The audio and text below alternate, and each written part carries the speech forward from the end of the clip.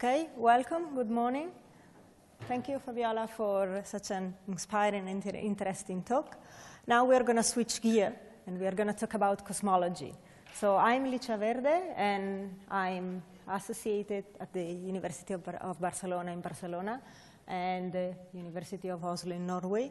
I was here at CERN until this August, so you can imagine my frequent flyer miles. So what is cosmology? Well, cosmology comes from Greek, and it comes from cosmos, which means universe, but also order and beauty, and logi, which is the study of. So what cosmology addresses big questions. Questions like, what is the universe made of? How did the universe begin? How did it evolve and became to be the way we see it? How will it end? And I hope it is clear from these first few questions that there are deep connections between the infinitely big and the infinitely small. This will resonate with what Fabiola was saying in her presentation, and it will be some sort of leitmotif through the rest of this talk. So what this picture represents is that this is roughly the scale of human beings.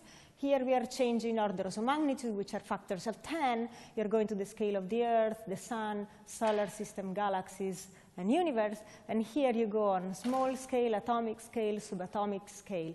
And the two infinities have never been that close. And I hope it will be clear from the rest of this talk that the big frontier open questions lie exactly at the interface where the two infinities touch each other. So let us start with the first question I was asking before. What is the universe made of? Because we probably have no time to go through all the other questions, but also because it is an interesting one, and because there's something that we know about it. And so today we know that we and all chemistry are a very small minority in the universe. So that's the cosmic pie, as well as we know it. The atoms, that is everything that is in the standard model, everything that was discussed so far this morning, have 4%. Then there is some 23%, which is, at least it's matter. It behaves like matter. And then there is some 70-something% that is not even matter. So welcome to the dark side. And 96% of the universe is missing. Now, the question is, well, how do we know this? So let me tell you a story, which is a bit of an historical development of the discipline, which will go along the way of answering this question.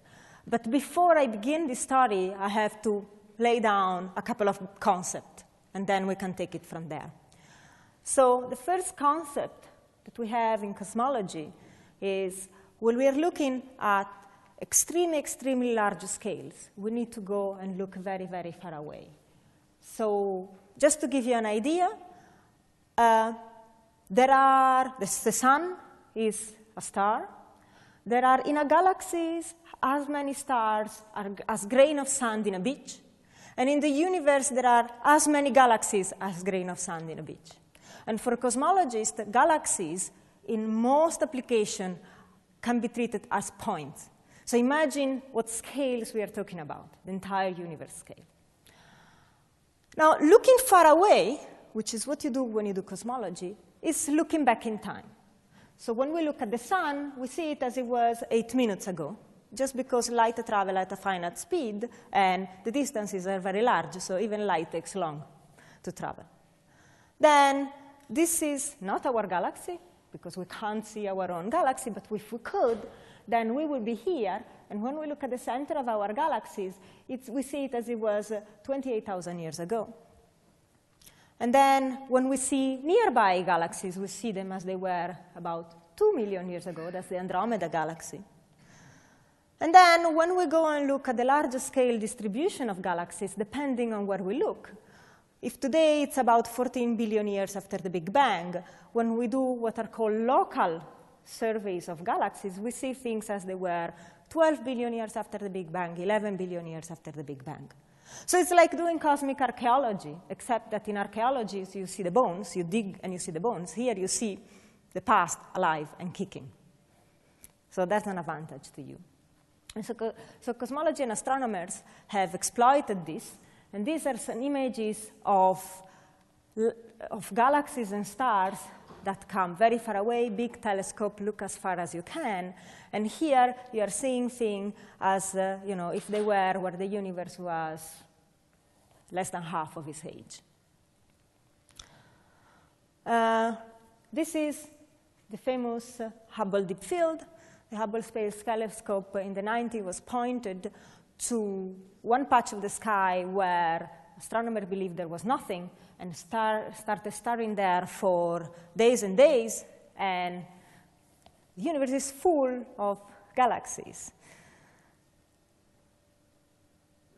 Now, the other concept that I want to introduce is that although we are talking about very large scales and huge distances, measuring distances is very, very difficult. As you can imagine, you can't go with a yardstick and measure what things are.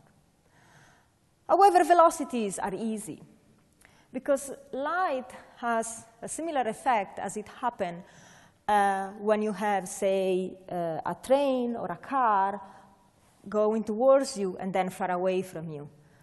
The pitch of the sound changes. That's called the Doppler effect. So for light, a similar thing happens. The wavelengths of light get stretched as the photon goes away from you and get compressed. That is, the light becomes bluer when it comes towards you and becomes redder when it goes away from you. And so you can measure this, and this thing is called redshift. So distances are difficult, but velocities, or recession velocity, redshifts, are easy to measure. And so with this, you can take and run. Let our story begin. This is, again, a galaxy, spiral galaxy. Spiral galaxy things gravitate and stuff rotate around the center. And so you can imagine observing stars and gas that sits in this galaxy and figure out where it's going. So what you think is that you have gravity on a given point particle or galaxy or atom of gas here. The gravity and the centrifugal force, due to the fact that the things are rotating, should compensate each other. And so gravity is given by the amount of stuff that there is there. So you can imagine that you may want to weight a galaxy this way. That's the way you can weight the sun, by simply knowing that the Earth takes a year to go around the sun. So what did we expect to see if we were going to map the circular velocity of stuff as a function of the distance from the galaxy? We were expected to see something like this. The things goes relatively fast next to the center, and then they go slower and slower and slower as you go farther and farther away from the center. And where you are really far away from where all the stars and therefore all the stuff is supposed to be, you would expect the velocities to go down. Like in our solar system, the planets that are very close to the sun goes fast, and the planets that are very far away go slow, because most of the mass in our solar system is in the sun. Unfortunately, this is what was actually seen, that the circular velocity don't decrease as you go farther and farther away from where the stuff is supposed to be. So this was summarized very nicely by Vera Rubin, who did her research on these, which are called rotation curves of galaxies, in the 70s. In a spiral galaxy, the ratio of the dark to light matter is about a factor of 10. Why did she say that? Well, because to explain the fact that the circular velocity keep remaining important and don't die out as you go away from where the light is, the way to explain that is there's a lot of stuff that simply doesn't shine, so it's dark. That's probably a good number for the ratio of our ignorance to knowledge. Where was this news? Oh, well, in the 30s, Fritz Zwicky started looking at clusters of galaxies. This is a picture of a cluster of galaxies. Galaxies don't like to live alone. They like to clusters and group and clusters. And he could measure the velocities of galaxies inside clusters. and then he could try to estimate the amount of mass, that is the potential well created by this cluster, from the amount of galaxies it contained. And then he realized that given the high velocities that galaxies had in clusters should just evaporate. But they did not. And so here he is saying there should be a lot of dark matter in there, because otherwise this cluster would have evaporated. How could we see this dark matter? Well, if it's matter, Einstein told us stuff bends space-time, that is, the light should follow paths that are bent if space-time is bent. And so that's a famous astronomer's trick. You are here, there's a massive star here and the background star there. If this star here bends the space-time, straight lines are not really what you interpret to be straight, and so the light from this background object will be bent, and it would appear to you here, while in reality it was there. That's called gravitational lensing. And when you do this on scales that are not just nearby stars, if you do the trick with entire galaxies, very nice image come up. Depending on the geometry of this system, you can have things that are called Einstein rings. You can have things that are called Einstein cross. And then the cosmologists actually borrow heavily on this astronomer's trick and use it to actually map the intervening distribution of mass between the observer and some background source of light. This is the kind of image you get when you have faint background galaxies and a galaxy clusters in front. So let's look at the image a little bit better because it's beautiful. What these things are not defects on the lens of the Hubble Space Telescope.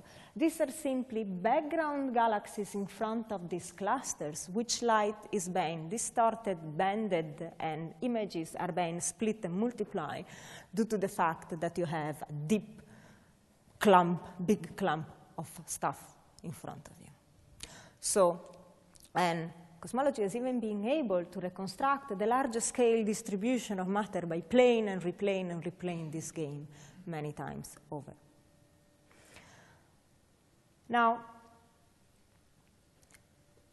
what could this stuff be? Could they be unseen planets? I mean, in the solar system, we know that the sun shines, but everything else does not. Unfortunately, this is a long story for this talk, but it turns out that the budget doesn't quite work out. There could be a component of unseen planets and gas and things like that, but it's not the entire story. And I will tell you in a minute why that is. So for the moment, what we know today is that the dark universe should look something like this. Now, this is a numerical simulation of what the dark universe should look like, because by being dark, we can't actually observe it this way. We can reconstruct where the unseen matter is, but we can actually visualize it. So this is a computer simulation. And you should imagine this distribution of dark matter being like the scaffolding over which galaxies and the distribution of galaxies and stars grow and form. And so in this distribution, you may have a galaxy here, another galaxy there, but all the rest will remain visible only through gravitational lensing. So what is the dark matter? To cut a long story short, let me give you some direct evidence of what the dark matter, or what are some of the properties of this dark matter. This is the real data, and it's the very famous bullet cluster. Let me explain what this is. So this color coding is, in blue, the distribution of mass as measured by gravitational lensing, as we discussed a minute ago. In red is the distribution of gas, atoms, material that belong to the standard model that we heard so far, stuff that interact electromagnetically. which we can see because it interacts electromagnetically. Since it interacts electromagnetically, it can heat up, it emits. It happens to be so hot that it emits in the X-rays, so it can be seen in the X-rays. And then all these things are obviously galaxies. What happened there? Well, you had a big cluster of galaxies, which had its own mix of dark matter galaxies and gas, atoms, etc., and then another one, a smaller one. The big one is the target, the small one is the bullet, and for some cosmic forces, tidal forces, etc., the bullet went through the target. Now, when I do this, when I clap my hands don't go through each other. Even though, if you really think about it, most of what makes up my hand is just empty, because we know that between the nucleus of the atom and the electrons, there's a lot of empty space. So when I clap my hand, I can do that because there are electromagnetic forces that impede my hand to go through each other. So that's also what you expect to happen if you take two clusters made of standard atomic material. So let's see what happened instead. So here's the bullet going through the target.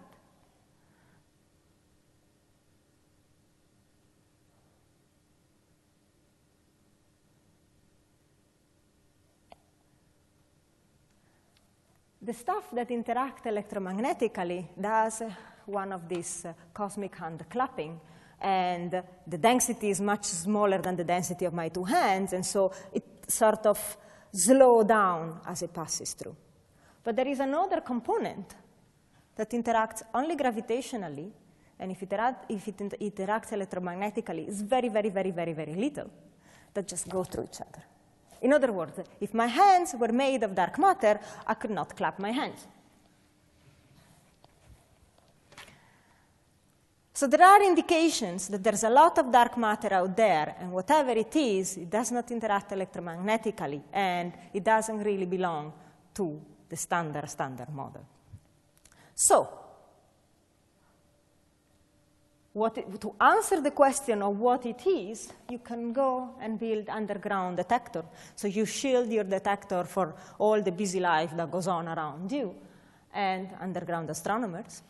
Or you can have do-it-yourself dark matter, and so one of the things that may be discovered and is being investigated down here is exactly this, do-it-yourself dark matter. You are recreating the condition of the very early universe. This stuff was obviously created in the very early universe. Just see if you can do it. So here again, the connection between the infinitely big and the infinitely small. So let me move on and remind you again that we do cosmic archaeology, and looking far away in space is looking back in time, and that velocities are easy to measure, but distances are difficult. But thanks to Edwin Hubble, distances actually became relatively easy. So first, this is Edwin Hubble with his pipe, and he's with his pipe at his telescope. Now, we're talking 1920s, so don't be surprised that this telescope looks like that. Now, to have a satellite named after you, you better do at least one great thing. Hubble did at least two. Let's discuss one of those. So Hubble realized that the light of all galaxies around us that he could observe was redshifted. And if we understand what this means, it means that light that was coming from those galaxies are going away from you, are receding.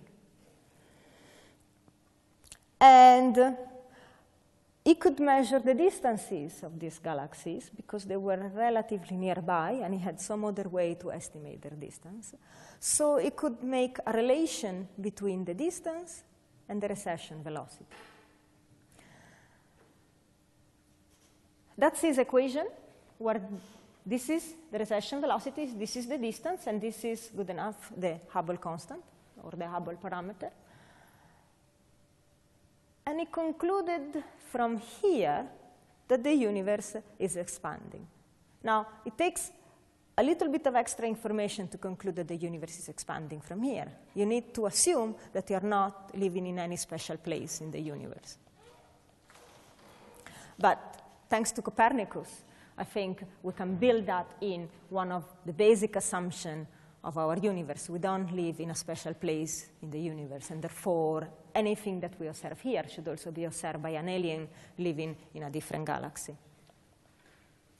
The other basic assumption that we do, which I haven't mentioned here, but that is also very important, is that the physics that we test here on Earth is the same physics that governs the very large scales of the universe and the entire universe. The same gravity that we can test locally is the same gravity that holds on scales of the entire universe.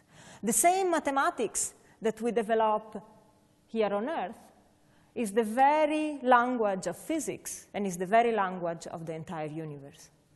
Beautiful and poetic, but it's an assumption on which we have to build our science. Okay, so the universe is expanding.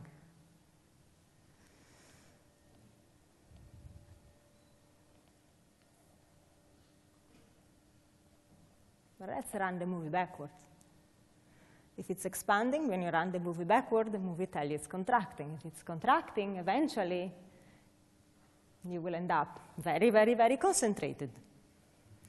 Also, as you know, when things expand, they cool down. So as you run the movie backwards, as if it's contracting, heats up. Can we see some clue of this happen? Well, the clue has been seen, and that's Penzias and Wilson Nobel Prize in the 60s. So, and it's called the cosmic microwave background. So did I say expanding and cooling? The universe must have been hot and dense at the beginning. Now, as you can imagine, this is a little bit of a paradigm shift, because when we look up at the universe, it seems that nothing really changes. It's more or less constant, just because the time scale is very, very that long. And so when this idea came out, Fred Hoyle, as a joke, said, what, do you think that the entire universe was born in a Big Bang? Now, today, it has entered in the popular culture, but it was quite of a paradigm shift by then, so the name stuck. So in 1965, two engineers for Bell Lab accidentally discovered this radiation as a uniform glow across the sky in the radio part of the spectrum. They were trying to test radio communication, and they found this noise, this hiss, that couldn't go away. Nearby in Princeton University, physicists that were studying the origin of the universe and the origin of the elements said, well, if the universe was hot and dense, it was glowing, like you take a piece of metal, you heat it up, and eventually it will glow. And that light should be still visible somewhere. And it was called the echo of the Big Bang, and in the original paper, it was actually called the primordial fireball, poetically enough. So that's what they saw. This white thing here is the emission in radio of our own galaxy. Our galaxy also emits in the radio, but that's not cosmic. This radiation is actually not too difficult to see. In some part of the spectrum is the dominant signal from out there. So whenever you had TV, not cable actually, actual aerial antenna TV, and you synchronize yourself in between two channels, you see some noise. 5% of that noise is cosmic microwave background. Here we're talking radio frequencies. And by the way, these frequencies are not too different from the one that the policemen use to actually give you a speeding ticket if you speed. So now you remember. Okay, so we are here, and when we look at this radiation, we are looking as far away as we can, and therefore as much far in the past as we can. And today we know that that light came from 380,000 years after the Big Bang. So yes, it all started with a hot Big Bang. And actually, by the way, a hot Big Bang is just what was needed to create the atoms of light elements, and then all the rest is actually created by stars. So that's where the poetic "we are stardust" sentence comes from. So 3 important results about this primordial fireball. Penzias and Wilson saw only a uniform glow. Later, with the Tenerife experiment, it was seen that we are actually moving. Not just the Earth is going around the Sun and the Sun is going around the galaxy, but our galaxy itself, it's gravitationally falling into the local group. So all this sum of all these velocities should give you a Doppler shift in that, and that was also seen. But then, if this is an image of the primordial soup, it's some thermal image of the primordial soup, and this thermal image is really that uniform, where the heck do the galaxies come from? Where are the seeds of galaxies? There should be some seeds there that grew under gravity in that primordial fireball. And for many years, the hunt was on actually seeing those, which means taking this image and cranking up the contrast until some inhomogeneity show up. And it was a hunt until, in 1992, the COBE satellite showed some non-uniformity of that radiation. And so this is in all its glory. These are the seeds of galaxies. This is where galaxy, planet, star, us all come from. They are seen as a hot and cold spot in this radiation. These are tiny ripple in density, which correspond to the seeds of galaxies. And the cool thing is that the detailed statistical properties of this ripple can tell us a lot about the universe. So now let's run very quickly through the history of the observations of this radiation. This is COBE in 1994. Then a lot of effort of ground-based and balloon-borne experiment went on. And now, in 2004, this is a higher resolution map of the same inhomogeneities.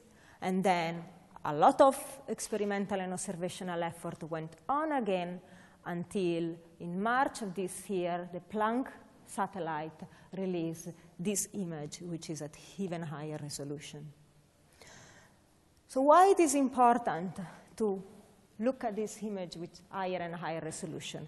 Let me give you an example.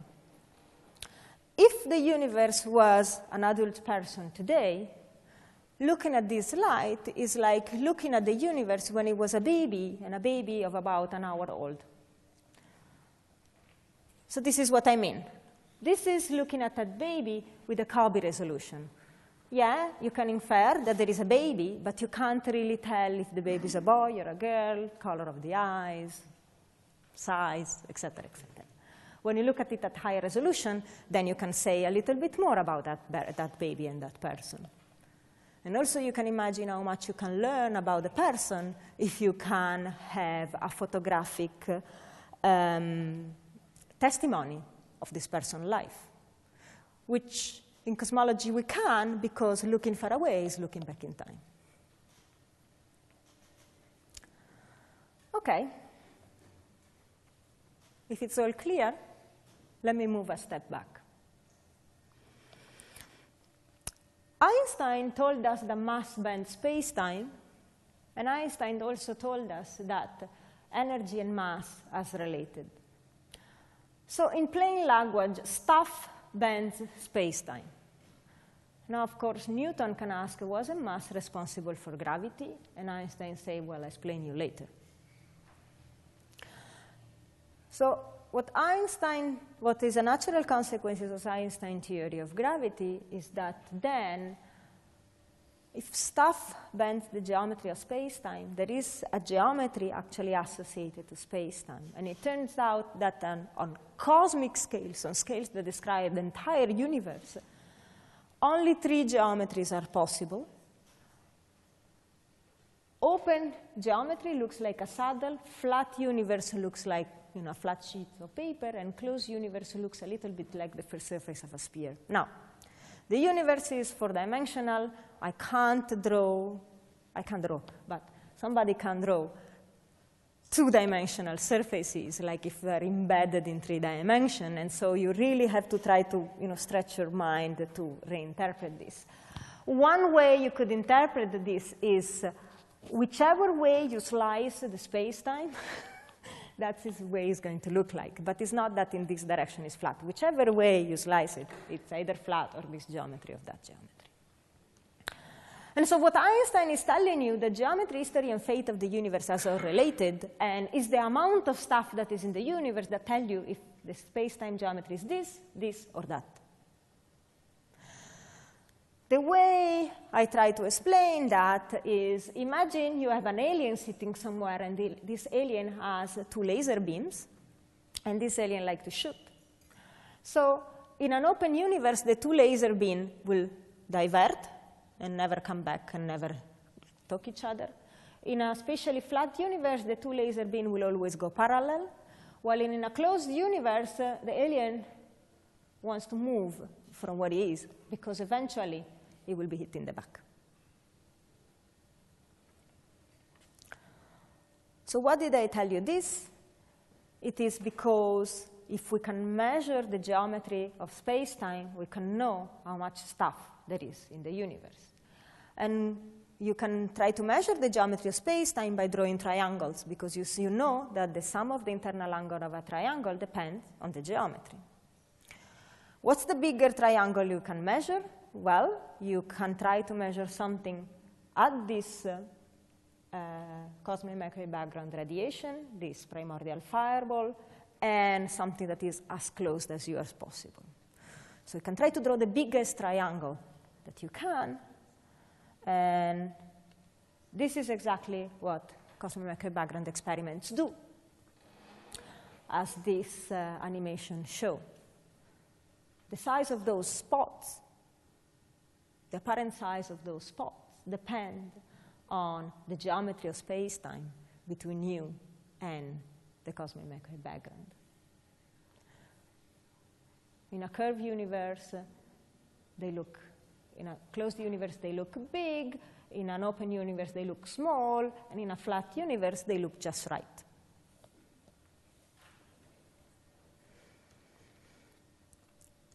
So the cosmic microwave background tells us that the geometry of the universe is flat. Now, fast forward about 14 billion years. So this is the baby, and this is the adult person. These are the seeds of galaxy. Let gravity evolve for 14 billion years. That's the result. And actually, surveys of galaxies that are going on right now produce very nice maps. And now the resolution of this screen and this projector doesn't allow you to appreciate the density of points that there is in there. And look that galaxies are not uniformly distributed. They form sheets and filaments, and that's the signature of gravity. And now you can learn a lot about the composition and the properties of the component of the universe by studying the statistical property of this and the statistical property of that. Now, I don't want to go into mathematics, but I want to give you an intuition of the way we do it. It's a little bit like waves in the surface of the sea. So imagine that the sea is the composition of the universe, and then in the morning there are very tiny ripples. That's the ripple that we see in the cosmic microwave background, and then the wind switch on, that's gravity, and the waves start growing and growing and growing until they become so large that you can surf on them. So when you look at this, it's like if you're looking at the galaxy's distribution today. Now, of course, you can imagine that if you change the strength of the wind, the final result will change. Also, if you change the composition of the sea, the final result will change. Imagine that the sea was not made of water, but it was made of jam, for example. Then the kind of wave it will form will be different. So that's how we know of the cosmic pie, although there is a final ingredient that I haven't told you of that cosmic pie. So let's keep on going with our story. The galaxy distribution and gravitational lensing and Vera Rubin's calculation and Fritz Zwicky tell us that there is a lot of dark matter out there. Yes, that's puzzling enough. But still, it is not enough matter to make the universe spatially flat, as the cosmic microwave background observations tell us. What? So let's recap. The cosmic microwave background tells us that the universe is flat to a good approximation. And Einstein tells us that you need stuff, which right now we interpret like matter, because that's all we know about stuff, to make it flat. Galaxy surveys and gravitational lensing tell us there is not enough matter. It's bad enough that a lot of it is dark, and it's something that is unknown to Earth. But even though it's not enough to make the universe flat, in addition, there is this nagging problem with the age of the universe. The stars in the universe can't be older than what you expect the age of the universe to be.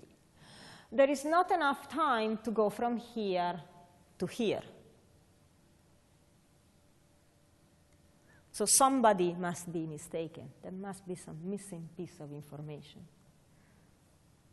So let's add another piece of information, although for that, we had to wait until 1998. Just give me a standard candle, because I can measure distances if I have a standard candle. You know that the farther away you put a light bulb, the dimmer it look. So give me a standard candle. Well, luckily enough, there are standardizable candles out there, and these are called supernova. So you have a white dwarf accreting material from a companion, and then there is a particular mass limit, which is called the Chandrasekhar mass, which looks a bit like the joke. Another gram of material on top of that pile, and it all goes boom. A similar thing happened here. Now, Hubble tried to play this game with galaxies, but galaxies turned out not to be good standard candles. Boom. Now, this was a poetic license because there's no really sound in space. Fine. But why is this a standard or standardizable candle? Because there is a limit, this Chandrasekhar mass, 1.4 solar masses, that, 1 gram more and it goes boom. So since the bomb is always the same mass, you expect that the boom is always about the same. And the nice thing is that this boom is visible almost all the way across the universe as far as you can see, as far as there are booms. Do you have a sharp eye for supernova explosions? In the boom, a supernova is as luminous as the entire Ross galaxy, even though it comes from a single star. The trick is that a galaxy, it's alive for something comparable to the entire life of the universe, while a supernova goes boom, and then it disappears. So you got to catch it. OK. Did you see it? Here it is. So the strategy is, well, stare to a patch of sky for a very long time, waiting for one of these stars to blow up. And there is about 1 supernova per galaxy per century, although not all of them are of this kind of standard candle. So you just have to look at a big enough patch of the sky where you have many, many galaxies and sit patiently. So this is what two teams did, and in 1998 they uncovered or unblinded the results. And they said, the universe expansion seems to accelerate rather. How did they know that? Well, they can measure distances, thanks to the supernovae. They can measure recession velocities, thanks to Hubble. So there you go. So gravity should pull things together. So the expansion of the universe should gradually slow down. So I like to illustrate this with my assistant here. Here's my assistant.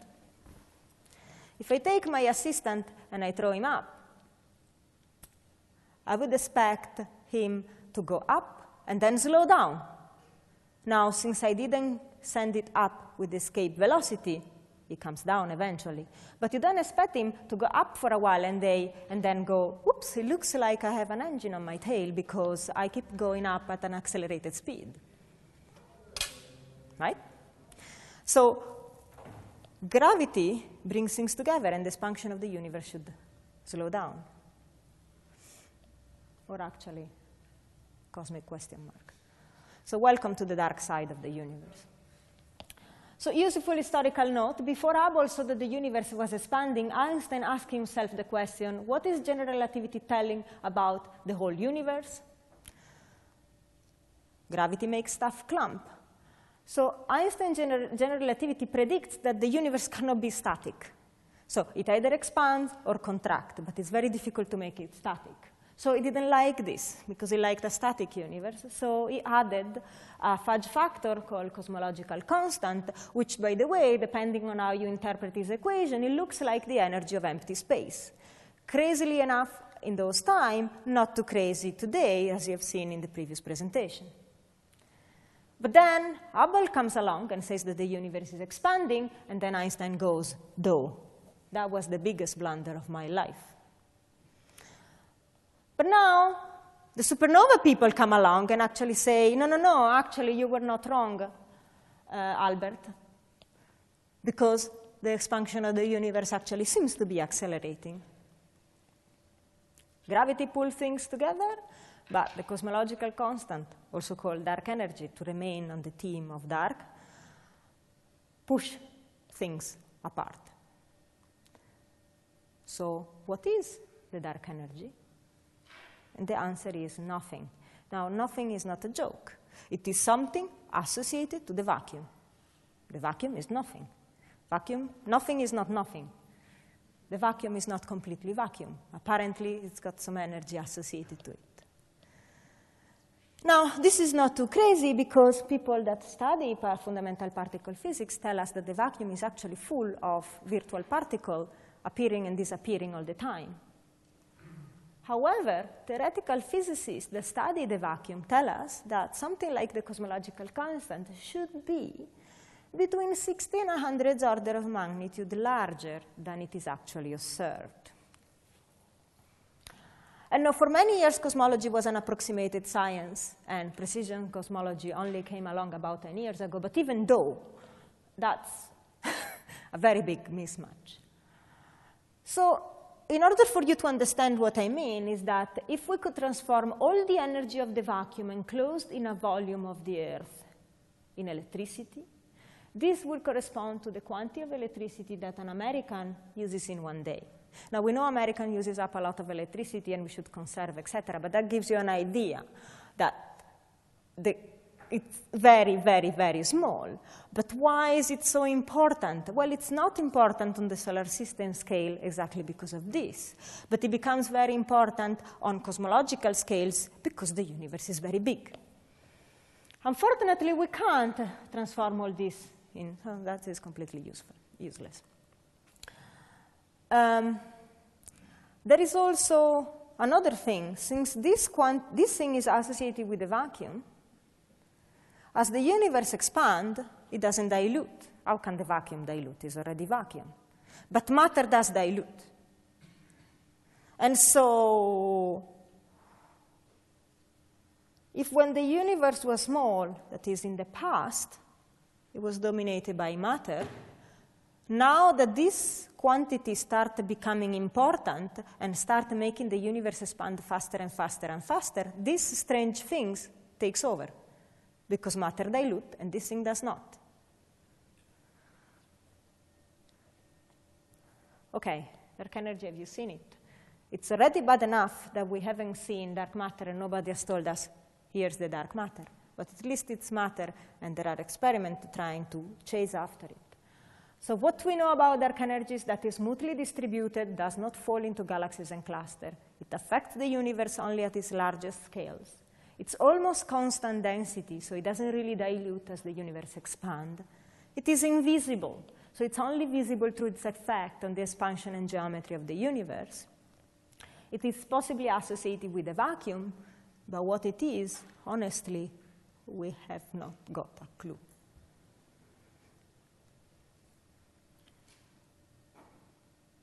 However, what is the dark energy question may not be unrelated to the question of who plays the instrument. What do I mean by the question of who plays the instrument? What we've seen in the cosmic microwave background, those tiny seeds of galaxies, what are they exactly? So the universe was hot and dense. It was like a gas. And now those were ripples in a gas. What are ripples in a gas? The fact that I'm speaking to you, I'm creating ripple in a gas. The gas is air. So ripple in a gas are really sound. It's just you can have sound waves in many different media. And the media there was just the primordial soup. So when you look at those tiny fluctuations, you are seeing a cosmic symphony.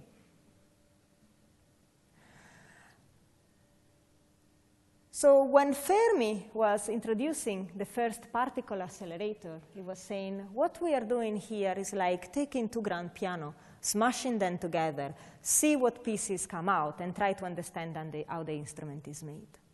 What cosmologists have tried to do instead is listening to the sound of the instrument and try to understand how the instrument is made. You may try this in your everyday life. You knock on wood, or you knock on glass, or you knock on metal. It sounds in a different way. So you can know what the stuff that makes the thing you're trying to probe by knocking on it, by making it sound. But now in the case of the universe, who is playing the instrument? We're listening to the sound to try to understand how the universe is made, but who is playing the instrument? What is the dark energy may not be unrelated to the question who plays the instrument. Or, in other words, what powered the Big Bang? The answer to all these questions involve an accelerated expansion. And this accelerated expansion is probably driven by something not too dissimilar from the Higgs. No, not the guy, the field.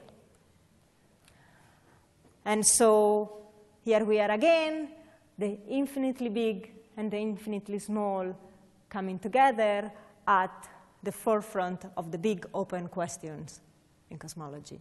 And on these notes, I leave you on this note. Thank you.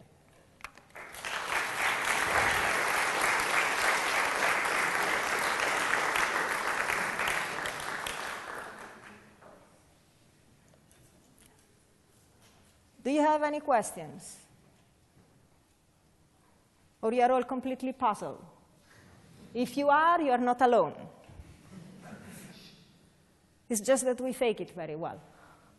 Go ahead. If you want to ask a question, can you use the microphone? I've been instructed to tell you that you should use the microphone.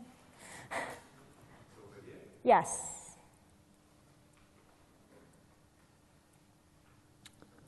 Hello. Okay. Hey. Is there an end to the universe? Is there an end to the universe? Because it's flat. Is there an end? Is there an end? Okay. If you look at it from the mathematical sense, a flat universe is infinite. However, we can only see the observable universe. Because if the universe is not older than 14 billion years, light could only travel to us for 14 billion years. So that's all we can see. There is an end to the visible universe.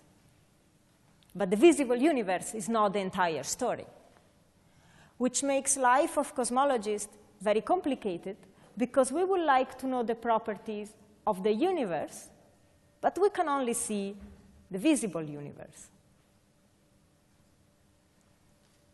I hope this answers your question. If it doesn't, ask again. And I'll try to answer in a different way. Yes, go ahead. But is that invisible universe another theory to explain the visible universe? Okay. I mean,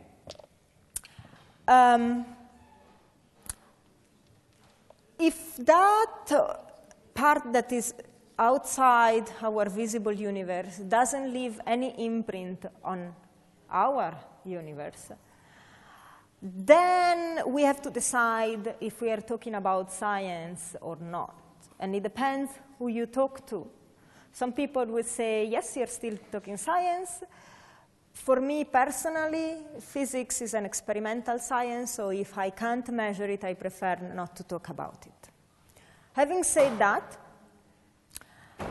there are people in the community who believe that the same physics that we study here on Earth is the same physics that should hold in the observable universe and beyond. But there are other people that say, why should it? Maybe the physics in our observable universe is different from the physics that is out there. Why not? What it is not clear is if this stuff that is outside the visible universe could have left some imprint in our universe. So you can imagine that if very weird thing happened around the Big Bang, accelerated expansion or things like that, some information may have leaked.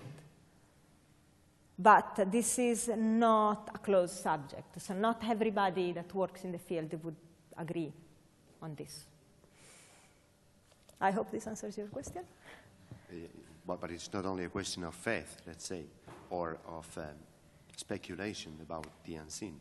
It's just also second principle you were posing, that apart from the principles of physics being the same all over the universe, you have to assume that, there's also the question that you are looking at things from a given point in history. Yes. So in all the examples you gave us, you are talking about what happens before or after something. What happens before or after something. But even if the model is universal, could be interesting what's happening just in the middle of something.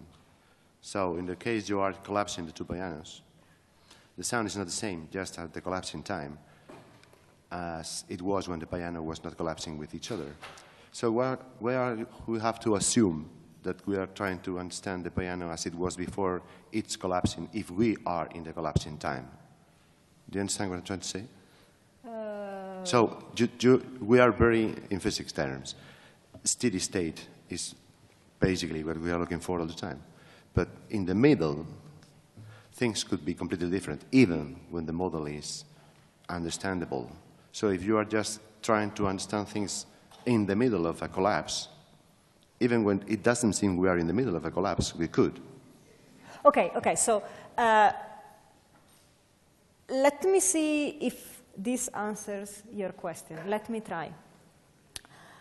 Cosmology is a peculiar science because in all other sciences you can actually do experiment. You can poke your system, you can see how it reacts, you can repeat it, you can replicate it, you can look from all different angles. In cosmology we cannot. I wish we could poke the universe and look at it from the other side. We cannot. So we can only do observations. And therefore, due to the fact that we can only do observation, the only thing we can do is to have models that are well motivated, that are built based on assumptions. And we have to take those as the building pillar of whatever we're going to build from there. And then try to compare those models to the observations, and then adjust the parameters of those models to the observation, and use some sort of Occam razor to prefer the simplest model to the more complex one. This is what mainstream cosmology does. Now, this doesn't exclude that there could be some completely different model that we haven't thought about that is a much better description of the universe. But so far, what I described here is based on this Occam razor. So use all the knowledge you have on something that you've tested and you understand it well, push it until it breaks. And it broke in the case of dark matter, and we had to assume that there was no baryonic dark matter, and it broke in case of dark energy. Now, whenever this is a question about philosophy of science, whenever a paradigm breaks, what you first do, you try to adjust your paradigm, you patch it up. And then when you can't even patch it up, then you wait for a genius to arrive, like Einstein, and rebuild the paradigm. We are not quite there yet. I think we are still patching it up. I hope this goes in the direction of answering your question. I think our time is up. Thank you very much. And I'll give you a few minutes until the next speaker.